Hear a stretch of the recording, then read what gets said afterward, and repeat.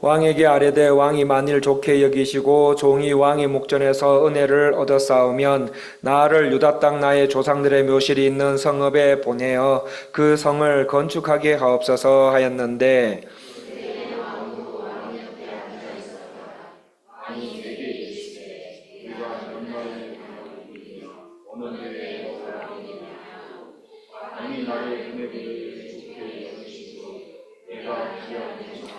내가 또 왕에게 아뢰되 왕이 만일 좋게 여기시거든 강 서쪽 총독들에게 내리시는 조서를 내게 주사 그들이 나를 용납하여 유다에 들어가기까지 통과하게 하시고 또 왕의 산림 감독 아삽에게 조서를 내리사 그가 성전에 속한 영문의 문과 성곽과 내가 들어갈 집을 위하여 들보로 쓸 제목을 내게 주게 하옵소서 하며 내 하나님의 선한 손이 나를 도우심으로 왕이 허락하고. 아멘.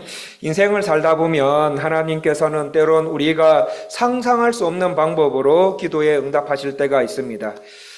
상상할 수 없는 방법이든 있던 방법이든 어떤 식으로든 간에 분명한 것은 뭡니까? 우리가 기도할 때 하나님은 반드시 응답하신다 이거지요.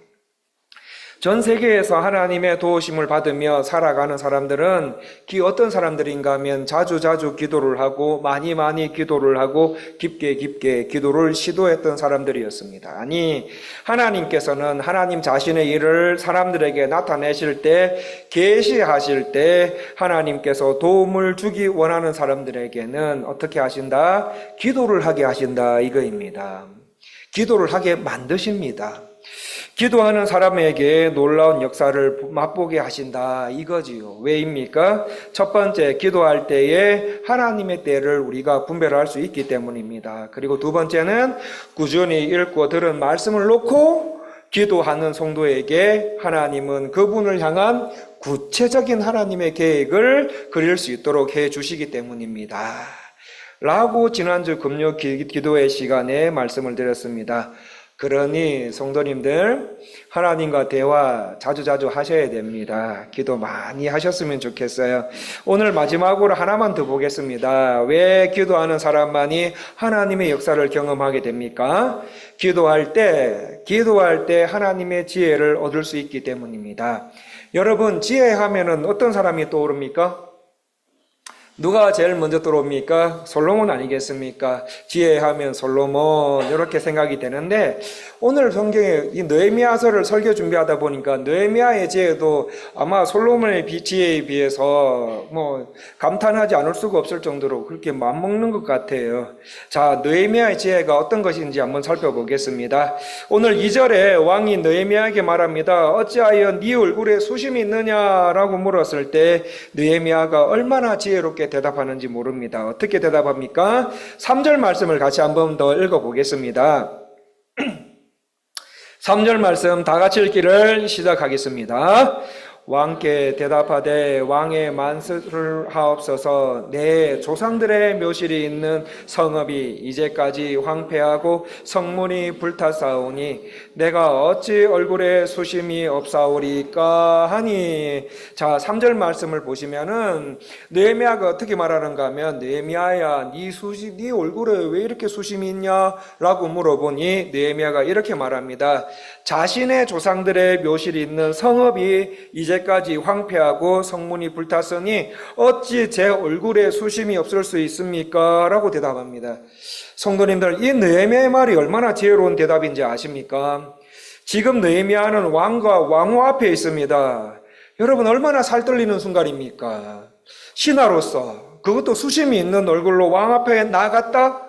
만약에 그 이유를 제대로 설명하지 않으면 성벽 재건뿐만 아니라 자신의 생명도 위태로워지는 순간입니다. 그 자리에서 만약 느헤미야가 자신 안에 있는 혈기로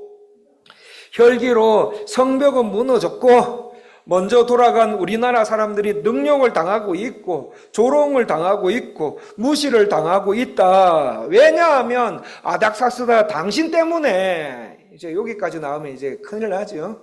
아닥사스다 왕 하필이면 당신이 성벽 재건을 못하게 하는 바람에 그렇게 우리 민족이 이렇게 돼버렸다.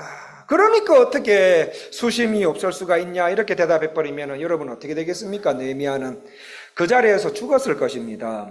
그런데 느헤미야는 느헤미야는 예루살렘 성벽이 무너졌기 때문이라고 말하지 않고 어떻게 말합니까? 나의 조상의 묘실이 있는 성읍이 황폐하고 성문이 불탔기 때문이라고 아주 지혜롭게 말합니다. 요게 왜 지혜롭게 말했느냐 하면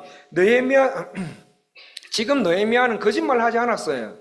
거짓말 하지 않고 예루살렘 성벽이 불탔다라는 말을 어떻게 표현했는가 하면 나의 조상의 묘실이 있는 성읍이 황폐하고 성문이 불탔다라는 말로 이 페르시아 아닥사스다 왕이 이해하기 아주 쉽게 거짓말하지 않고 정직하게 풀어서 설명했기 때문이에요. 당시 고대 근동 지역에서 왕과 귀족들이 마땅히 해야 할 일이 왕과 귀족들이다. 그럼 나는 왕이다. 그리고 귀족들이다. 이렇게 하면 왕과 귀족들이 마땅히 해야 할 일 중에 반드시 해야 할 일 중에 하나가 뭐냐면 바로 자기 조상들의 묘를 잘 관리하는 일이었습니다. 그래서 왕이여 조상들의 묘가 무너져 있습니다. 제가 재건하고 오겠습니다. 이렇게 말하면 당시의 왕과 귀족들은 어떻게 반응을 하느냐? 당연히 해야 할 일인데 당연하지 그러면 어서 재건하고 오게라는 말이 자연스럽게 나올 정도로 여겼던 시대였어요. 그래서 느헤미야는 지금 나는 조상에게 마땅히 해야 할 가장 중요한 일을 하지 못하고 있는 상태에 있으니 어찌 수심이 없을 수 있겠습니까? 라고 왕과 왕후의 앞에서 대답함으로 아닥사스다 왕의 마음을 움직여버린 것이었어요. 여러분, 없는 말을 지어내거나 거짓말해서 왕의 마음을 움직인 것이 아니라 지금 이스라엘의 형편이 아닥사스다 왕이 이해하기 딱 좋도록 풀어서 설명했던 것이었습니다. 놀라운 지혜 아닙니까? 그런데 놀라운 지혜 아니에요. 그런데 이 지혜가 어디에서 왔습니까? 4절 하반절 말씀을 보시면 기도였다 이렇게 나와요. 그것도 120일간의 금식 기도에 있었다. 여러분, 지난주에 금식기도 말씀드렸다시피 120일 동안 안 굶고 기도했나? 그게 아니라는 걸 말씀을 드렸지요. 당시 유대인들의 금식기도는 이거입니다. 해 뜰 동안만 안 먹는 거예요. 해 뜰 동안만 안 먹고 저녁에는 물이나 간단한 음식을 취할 수 있었던 거예요. 그런 문화 속에서 120일 동안 느헤미야가 뭐 했냐? 해가 있는 동안에는 120일 동안 금식기도를 해버렸다는 거예요. 순간순간 하나님을 의지하며 하나님의 뜻을 묻는 느헤미야의 그런 꾸준한 기도 생활, 그리고 기도로 하나님과 친밀하게 교제하는 삶에 있었다라는 말입니다. 자, 그렇다면 여러분, 예수 그리스도의 십자가로 인해 구원받은 우리의 삶의 자세는 무엇입니까? 예수님이 바로 지혜이심을 알고, 이게 중요해요. 예수님이 바로 우리의 지혜이세요. 예수님이 우리의 지혜이심을 알고 순간순간 누구를 전적으로 의지해야 됩니까? 예수님이에요. 순간순간 예수님과 예수님의 말씀을 전적으로 의지하며 예수님의 뜻을 기도로 묻는 생활. 여러분, 종이 제일 미련한 행동을 하는 경우가 어떤 경우인가 아십니까? 주인의 의중을 묻지 않고 이건 내가 잘하는 거예요, 내가 전문가예요, 내가 잘해요 하고는 자기가 이때까지 배운 실력과 경험을 바탕으로 그 일을 해버리는 경우입니다. 그래서 나는 이 일 잘해 해서 자기가 잘하는 방식으로 일 열심히 해서 어떤 것을 굉장히 멋지게 이루어 놨는데 그때 주인이 와서 보는 거예요. 주인이 딱 오셔서 보시더니 이건 내 뜻대로 안 했는데, 이런 말 듣는 종이 제일 어리석은 종이에요. 그래서 지혜로운 종이 뭐냐? 지혜로운 종은 항상 어떤 일을 할 때마다 주인님께 자꾸 묻는 거예요. 자꾸 물으면서 주인이 원하시는 일을 하도록 노력하는 종이 지혜로운 종입니다. 그래서 한때 세계 최고 투자 전문가인 템플턴은 이렇게 말합니다. 성공하고자 한다면 매일 아침 가장 먼저 기도를 드리고 하루를 시작해야 한다. 자기 중심적인 기도가 아니라 지혜와 이해를 구하는 기도를 하나님께 드려야 한다.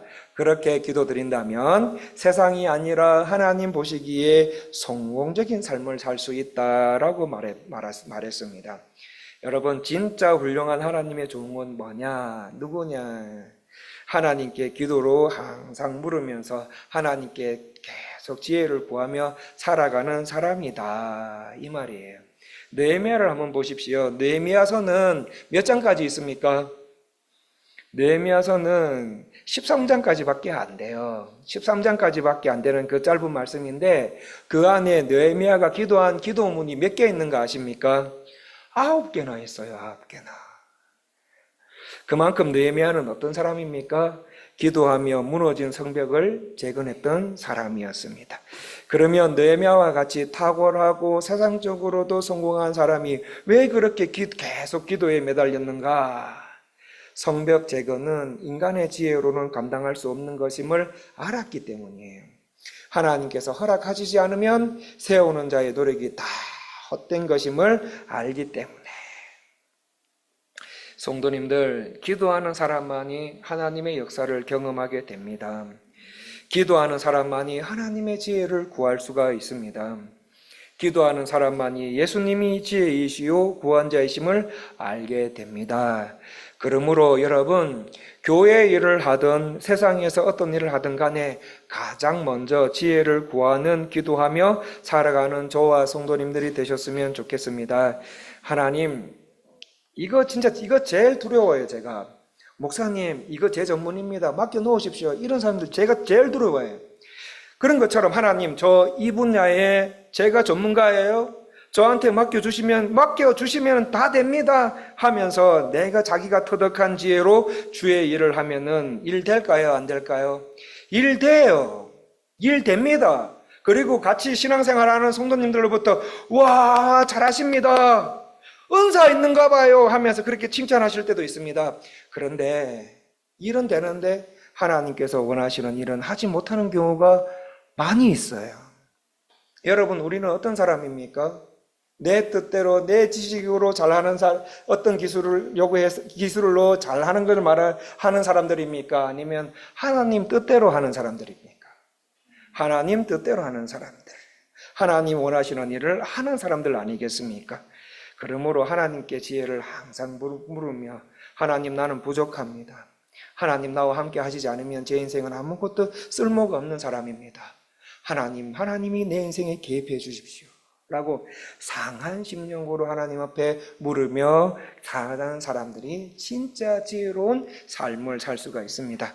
성도 여러분, 이 사실을 기억하시면서 살기 점점 어려워지고 있다라는 이 땅에서 우리 주님 제일 좋아하시는 말 중에 하나가 뭡니까? 쉬지 말고 기도해라, 이거 아니겠습니까?